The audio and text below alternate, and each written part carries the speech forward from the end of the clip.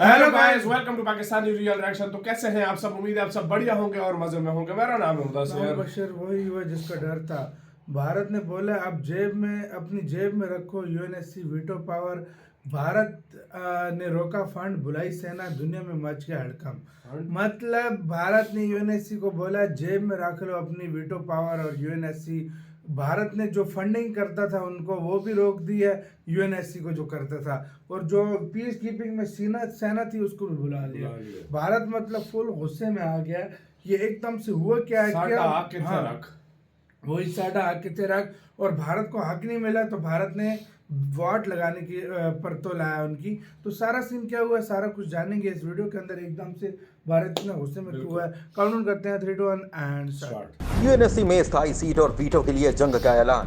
अब वीटो और स्थायी सीट के लिए आर पार की लड़ाई की मूड में भारत। अब भारत को स्थायी सीट नहीं तो फिर भारत छोड़ देगा यूएन संगठन को ही। भारत ने यूएन की फंडिंग में कर डाली भारी भरकम कटौती। यूएन पीस कीपिंग में जाने वाले भारतीय सैनिकों को भी वापस बुला रहा भारत। क्या भारत ने कर डाली है यूएन से खुद को अलग करने की तैयारी?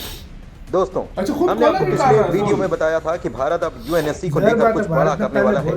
खुद एस जयशंकर ने पूरे विश्वास के साथ कहा था कि इस साल भारत को वीटो भी मिलेगा और स्थायी सीट भी।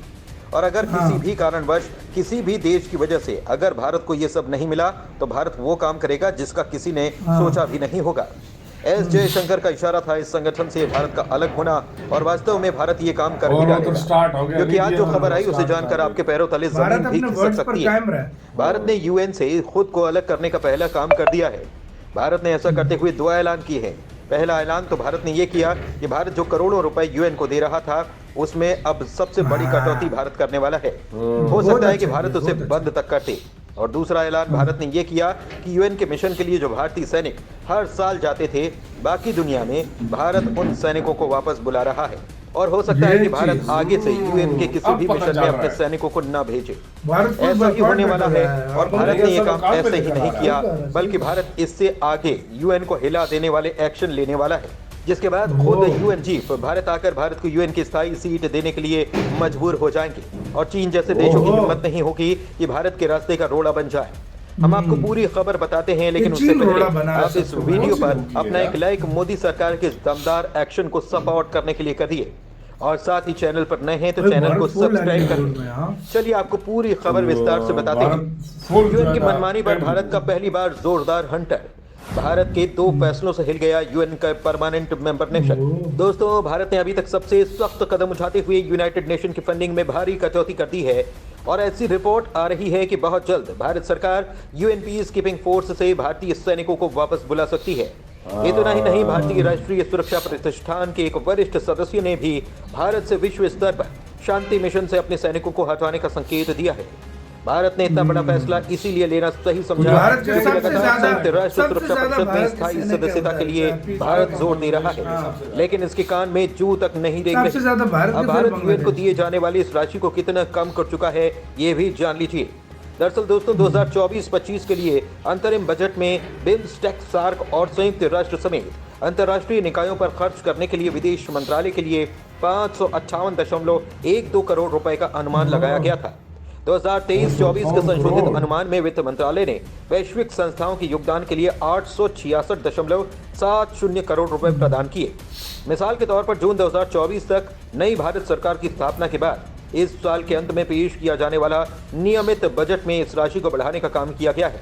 अब भारतीय विदेश मंत्रालय ने यूएनएससी को 2024-25 के लिए सिर्फ 175 करोड़ रुपए देने का फैसला किया है, जो पिछले साल के मुकाबले 54% से ज्यादा कम है। जबकि इससे पिछले साल भारत ने यूएनएससी को 382.54 करोड़ रुपए दिए थे। दोस्तों, भारत लगातार यूएनएससी में सुधारों की मांग करता आया है। भारत, ब्राजील, जर्मनी और जापान ये चारों मिलकर G4 का निर्माण करते हैं और लगातार यूएनएससी में तत्काल सुधारों की मांग करते आए हैं, ताकि मौजूदा जियोपॉलिटिकल हकीकतों का समाधान किया जा सके। दोस्तों, आपको बता दें कि भारत 4.1 ट्रिलियन अमेरिकी डॉलर की जीडीपी के साथ दुनिया की 5वीं सबसे बड़ी अर्थव्यवस्था है।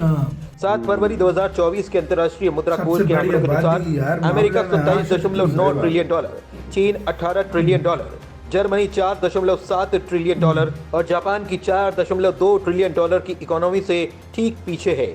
और 1 से 2 सालों में भारत दुनिया की तीसरी सबसे बड़ी अर्थव्यवस्था वाला देश बन जाएगा। ये बात ये सच है। G4 देश संयुक्त राष्ट्र सुरक्षा परिषद में स्थायी सीटों के लिए एक दूसरे के दावों का समर्थन करते हैं, जो अभी सिर्फ 5 देशों अमेरिका, फ्रांस, ब्रिटेन, रूस और चीन को हासिल है। भारत आखिरी बार जून 2020 में यूएनएससी के लिए एक गैर स्थायी सदस्य के रूप में चुना गया था, जिसने यूएनजीए के कुल 193 सदस्य और राज्यों में से 184 वोटों का सबसे लोकप्रिय वोट जीता था।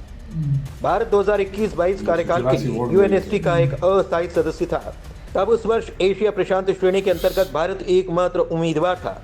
यूएनएससी में भारत का 2021-22 का 8वां कार्यकाल था और भारत को यह मौका 10 सालों के बाद मिला था। यही कारण है कि भारत अब इस संगठन का सदस्य ही नहीं रहना चाहता। इसके लिए भारत अब न तो समय की बर्बादी करना चाहता है और न ही अपने सैनिकों को यूएन के किसी मिशन पर भेजना चाहता है। आपकी जानकारी के लिए बताएं कि भारत ने यूएन के ऐसे मिशन के लिए बहुत सारे सैनिकों को भेजकर अहम भूमिका निभाई है। नेपाल 6,247 कर्मियों के साथ और बांग्लादेश 6,197 सैनिकों के साथ भारत से ज्यादा संख्या में सैन्य योगदान दे रहे हैं, जबकि पाकिस्तान 4,164 कर्मचारियों के साथ 5वें स्थान पर है। वहीं चीन के 2,267 सैनिक, फ्रांस के 587 सैनिक यूएन शांति सैनिकों में शामिल हैं। संयुक्त राष्ट्र के तहत कुल 66,839 शांति सैनिकों में से भारत का कार्मिक योगदान लगभग 10% है। फिर भी भारत स्थायी सदस्य नहीं, लिहाजा भारत ने सख्त रुख अपनाना शुरू कर दिया है। संयुक्त राष्ट्र सुरक्षा परिषद में भारत की राह का रोड़ा बन रहा है चीन। दोस्तों, भारत यूएन के खिलाफ एक्शन लेना शुरू कर चुका है, लेकिन फिर भी रूस भारत के लिए यूएन में समर्थन कर रहा है। भारत के दोस्त रूस ने एक बार फिर से खुलकर संयुक्त राष्ट्र सुरक्षा परिषद में भारतीय दावेदारी का समर्थन कर डाला है। भारत में रूसी राजदूत डेनिस अलिपोव ने बताया कि रूस का मानना है कि भारत को सुरक्षा परिषद में अगर स्थायी सदस्यता दी जाती है तो इससे संतुलन स्थापित होगा। ये पूरी दुनिया के हित में होगा। एक तरफ रूस जहां भारत का खुलकर समर्थन कर रहा है, वहीं चीन भारत की संयुक्त राष्ट्र सुरक्षा परिषद की स्थायी सदस्यता की राह में सबसे बड़ा रोड़ा बन चुका है। विश्लेषकों के मुताबिक चीन की कोशिश है कि वो एशिया से अकेले ही संयुक्त राष्ट्र सुरक्षा परिषद में स्थायी सदस्य बना रहे और भारत जो भारत होने नहीं देगा इसको भाई। सीधी सी बात है। पता है क्या बात है, इंडिया के लिए रोड़ा सबसे बड़ा ये चाइना ही है। सही बात, सबसे बड़ा चाइना है भाई। इंडिया अब फुल गुस्से के मूड में है। इंडिया ने देखो, मैं उस दिन बता रहा था ना कि एक शायद खबर निकल रही है, वो खबर कंफर्म भी हो गई। वो खबर कंफर्म है कि भाई भारत अपने सैनिक भी बुला रहा है, जो तीसरे नंबर पे दुनिया में सबसे ज्यादा भारत है। अच्छा, बुला भी रहा है, काफी सारे बुला रहा है उसमें से, और बजट आधे से ज्यादा कम कर दिया। मतलब 380-90 था तो 390 था तो अब 170 पे आ गया, जो आधे से खत्म ही कर दे। और भारत कहता है बाढ़ में गई भाई, जिधर हमारी इज्जत नहीं उधर हम क्यों इतनी फंडिंग और अपने सोल्जर्स को बलिदान के लिए भेजें भाई। जहाँ पर इज्जत ही नहीं है भारत। यार इस टाइम आप दिल पे हाथ रख के बताओ, भारत से ज्यादा कोई डिजर्विंग देश है जो यूएनएससी की पावर को डिजर्व करता है? जो मैं कहता हूँ वीटो पावर में भी है ना, भारत उनसे भी ज्यादा डिजर्व एक तरह से करता है मेरे लिए। काफी चीजों में योगदान देता है यार। दुनिया की सबसे बड़ी पॉपुलेशन, दुनिया को क्या चीजें ये भारत सप्लाई नहीं करता, खाने पीने का सब मुश्किल के बड़ी जीडीपी, बड़ी महाशक्ति, हर मामले में भारत आगे है और भारत को वीटो पावर नहीं दे रहे। ये गलत है, ये बहुत गलत है। आपका कैसे इस भारत के सारे मूव के ऊपर क्या कहना है? अपने कमेंट सेक्शन में दें। अपना बहुत ज्यादा ख्याल रखिएगा। तो यार